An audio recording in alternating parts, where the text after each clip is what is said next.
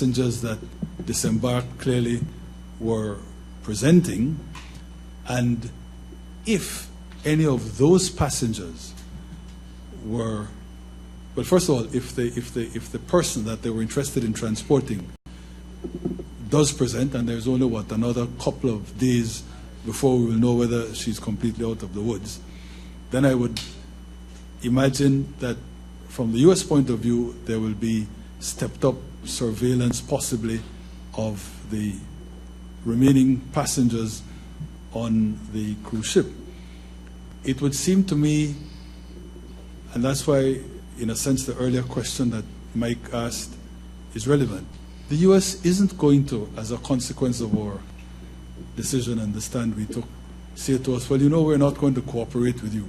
So if some of those passengers on that cruise ship turn out later to have been affected, we're not going to let you know so that you might take steps to try to see who those passengers may have come in contact with. No, I expect that this is at bottom a kind of worldwide global effort. We had to take a particular position on a particular issue, but that doesn't vitiate the cooperation that we are a part of, and that the United States is not just a part of, but is clearly the leader of.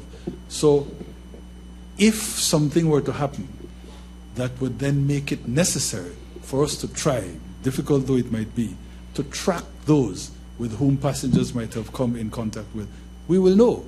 The United States will tell us, but in any event, such a thing would make news. And so we would know. In the meantime, I don't see how, what point it would serve to try to find out exactly whom those passengers may have come in contact with. I don't know if the health people see it any differently. We don't see it any differently. And once again, really would like to emphasize, as the PM has said and as CEO Wallace had said, there was never an Ebola patient. There are simply passengers.